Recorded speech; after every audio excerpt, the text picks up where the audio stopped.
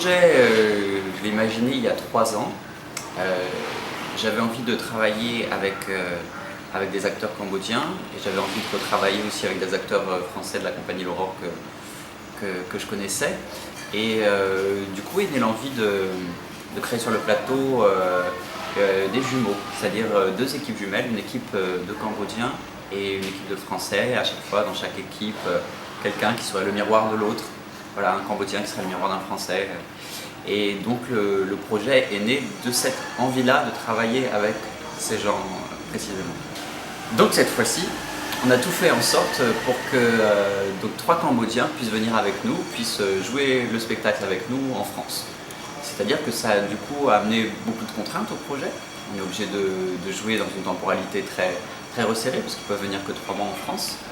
Et aussi le fait que l'équipe française vienne à Phnom Penh, on a été obligé de tout faire très rapidement. Alors que c'est un projet qu'on a depuis 3 ans. Donc à Phnom Penh, cette maison, ça a été notre base, notre QG. On avait plusieurs équipes qui se regroupaient, c'est-à-dire on va dire une équipe musique. On a créé des instruments, ils ont commencé à travailler, à essayer de se rencontrer les musiciens entre eux. Une équipe décor pour la conception et la fabrication du décor. Une équipe lumière, une équipe marionnette pour toute la fabrication des marionnettes. On a demandé à Hun, qui est le maître fabricant de marionnettes ici, de nous créer 2 marionnettes qui seraient à l'effigie des personnages du spectacle, un œil et une oreille. Donc il s'est inspiré de ce qu'on lui a dit pour créer 2 grandes marionnettes qu'on appelle des spectums ici, qu'on utilise à la fin du spectacle et voilà, pour lequel il a fait un travail magnifique.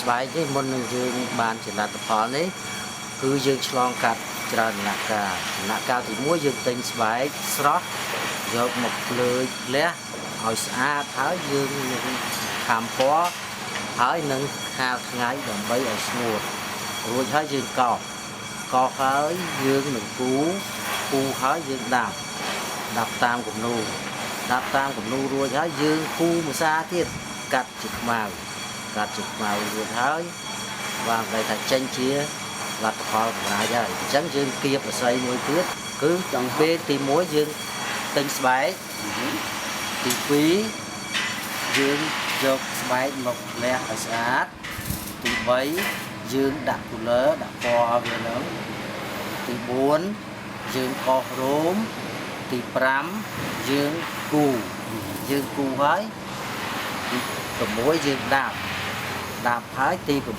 7យើងគូវិញទៀតកាត់ពណ៌ខ្មៅតាមដែលយើងចង់បានហើយនឹងទៀបវិស័យចោលអញ្ចឹងបានន័យថា6ដំណាក់កាលនឹងប៉ុន្មានថ្ងៃរយសម្រាប់ស្បែកមួយបើយើងគិតតាំងពីទន្ទិញតាំងពីខាលតាំងពីសម្រាប់ពណ៌តាំងពីចូលរួមគូដាប់10ថ្ងៃទៅ15ថ្ងៃទៅបានតែអ្វីដែលយើងថា1ថ្ងៃហើយ2ថ្ងៃហើយនេះបានន័យថាយើងធ្វើហើយពាក់កណ្ដាលហើយទេអមថាយើងកោសរោមហើយអីហើយសម្រាប់ពណ៌ហើយយើងចាប់ដើមគូហើយដាប់អាហ្នឹង2ថ្ងៃ3ថ្ងៃទៅហើយ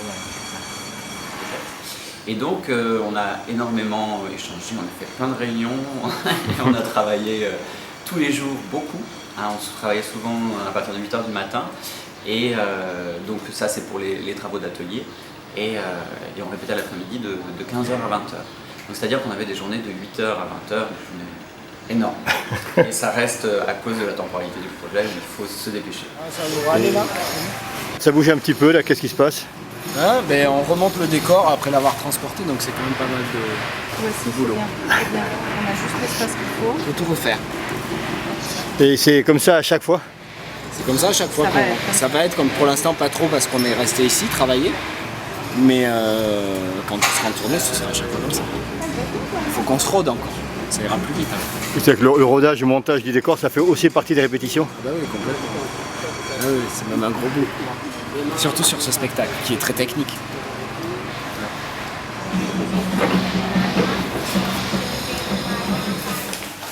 Alors, comme tu peux le voir, elle a une structure en cuivre où voilà, il arrive à un moment dans le spectacle où on la décharne.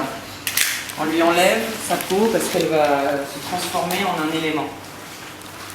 Mais à chaque spectacle, il va falloir qu'on la rhabille. Donc là, on est en train un peu de prendre les codes de son habillage pour la rendre plutôt féminine, essayer de trouver des codes différents de son frère.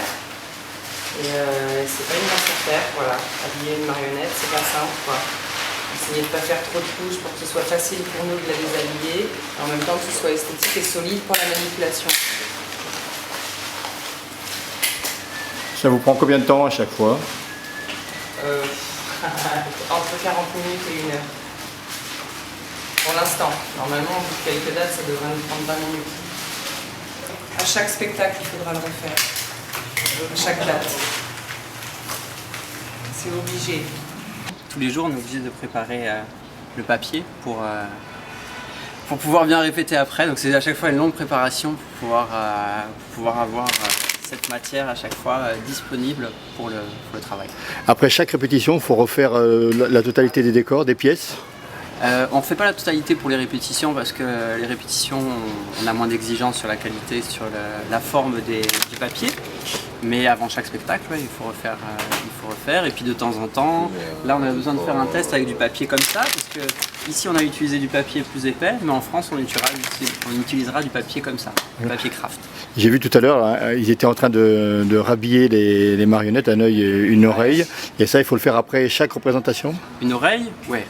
Il faut rhabiller une oreille à chaque fois. Un œil, non, il n'y a pas besoin. Là, c'est parce qu'il est très sale, parce qu'il a traîné partout pendant 2 mois. Et on y va, vous êtes déjà sortis?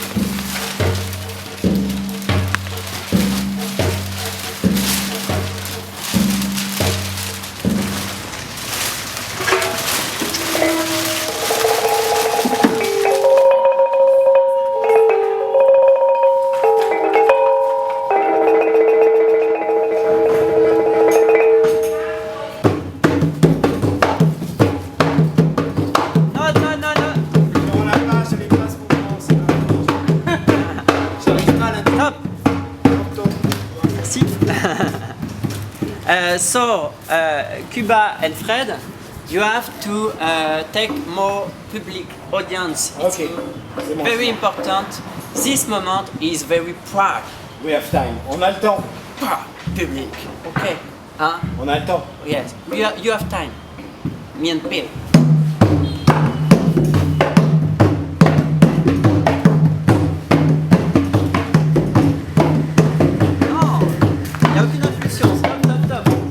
Le problème, il n'y a aucune impulsion. On répète techniquement. Ah non, mais là tu le soulèves comme ça et tu voles comme ça.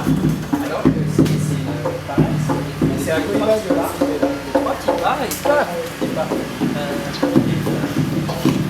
Pour le spectacle, Simon, qui est un musicien qui a travaillé avec nous sur un autre spectacle, a eu envie d'essayer de créer un instrument. Donc il a créé un instrument à la base à partir d'un plat de paella, pour paella. Et là, ici, on l'a réarrangé parce que ça sonnait pas assez, donc on a utilisé un vieux gong. Et c'est un instrument à cordes, voilà, complètement original que Simon a inventé, qu'on a baptisé du coup le baicha, ce qui veut dire le riz frit, comme c'était un plat à paella à la base. Voilà, c'est un instrument qu'on expérimente spécialement pour ce spectacle. Et qu'est-ce que ça te fait de jouer sur un instrument unique en fait? C'est extraordinaire. En plus, c'est mon ami qui l'a fait, Kalima qui l'a testé, qui a beaucoup travaillé avec Simon sur les possibilités d'accordage et qu'est-ce que ça peut donner. Certains le pensent comme une kora africaine et le jouent avec les doigts comme ça, comme une harpe. Et moi je l'utilise plus comme un santour iranien avec des baguettes. Voilà, il y a plein de possibilités qu'on n'a pas encore explorées. Donc tout le décor a été fait sur place, puisque pour le spectacle, on voulait tester des choses avec le décor. Fanny, qui est la scénographe, avait imaginé un décor, enfin on l'avait imaginé ensemble, mais on voulait expérimenter, voir si ça marchait avec les marionnettes, si c'était fluide avec les manipulateurs. Donc en fait on a fait en plusieurs étapes, d'abord des maquettes, ensuite des maquettes en taille réelle, pour essayer, et ensuite on a créé le décor définitif. Là, je suis en train de patiner les plateaux en bois du décor pour qu'ils se raccordent au métal, pour qu'on ait quelque chose d'un peu plus uniforme sur scène. Des modules, il y en a 5 pour les marionnettes, disons, 2 pour les musiciens, et on a 6 modules lumière pour que Jean-Christophe fasse la lumière autour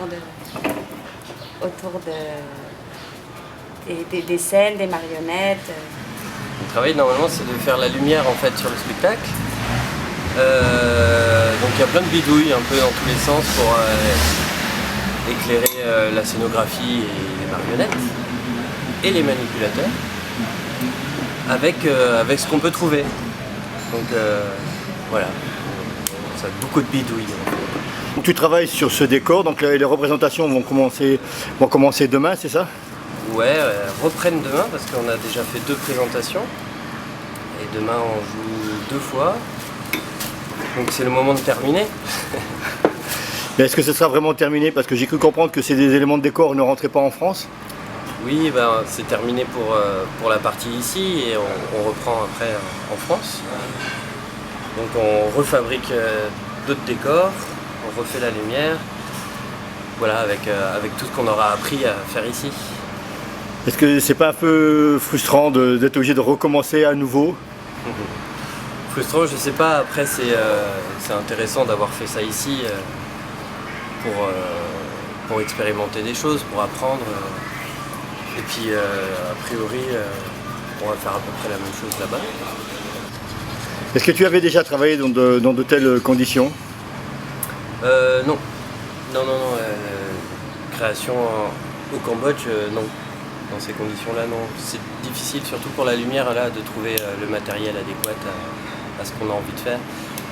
Et c'est difficile parce que j'ai pas l'habitude, surtout. Donc c'est beaucoup de bidouilles à fabriquer des choses soi-même, en fait.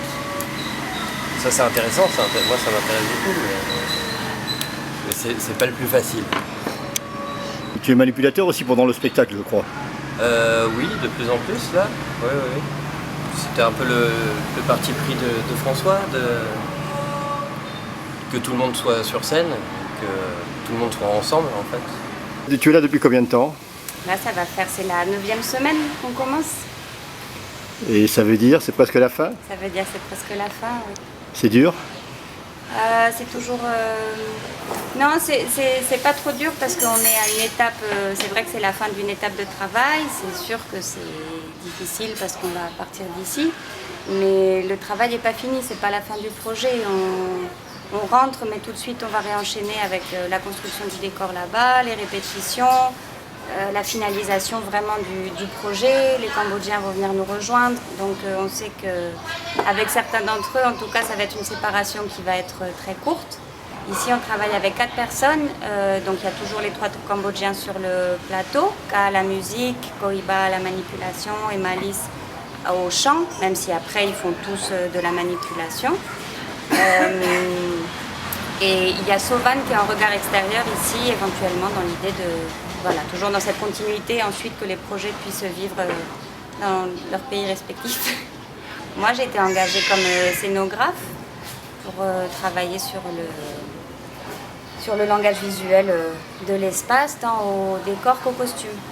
Et les costumes ils sont en cours de réalisation. J'ai travaillé avec une femme très âgée, qui est une couturière de talent, même si on ne parle pas du tout la même langue et du coup c'est un peu compliqué. Mais les costumes, je les ai dessinés, c'est elle qui fait la coupe et la confection, donc on va les avoir aussi réalisés au Cambodge. Eux par contre on les ramène en France. Kalima, c'est la première fois que tu mets ta tenue? Oui, c'est la première fois. Et qu'est-ce que tu ressens? J'ai chaud. Beaucoup. Et autres? Et l'autre, ben voilà, j'ai vu le dessin, maintenant je vois sur moi à peu près, il y a des trucs à refaire, mais ça bouge. Tu t'y sens à l'aise? Oui, super à l'aise, très confort. Et ça fait combien de temps? Ça fait 2 mois maintenant que tu es ici, de mettre ta tenue, de commencer... Tu rentres un peu plus dans la peau du personnage ou... Oui, ça y est, ça sent la dernière ligne droite là, d'avoir l'habit, ouais. Pour l'instant on a bossé avec des trucs trop larges, pas conformes. Oui, donc ça marche, ça fait du bien.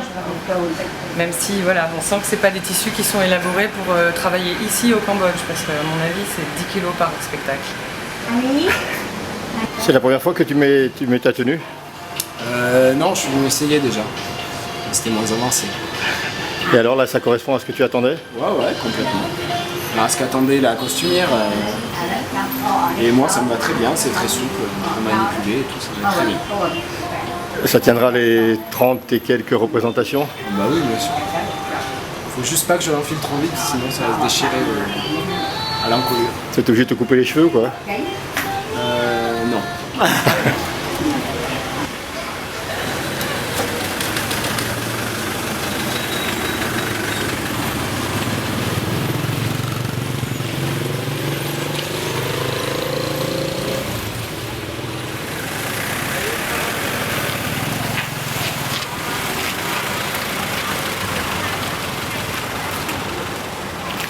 Au lycée français, c'est particulier surtout avec 3 classes. Kalima, Frédéric, Sovan et Aurélie ont travaillé dans 3 classes autour du papier pendant plusieurs semaines et les enfants avaient fait même présenter un petit spectacle. Et donc là, ils sont venus voir notre spectacle vendredi. Alors certains nous ont dit qu'on leur avait piqué leurs idées. Ils n'ont pas compris que c'était la recherche qu'on faisait depuis longtemps.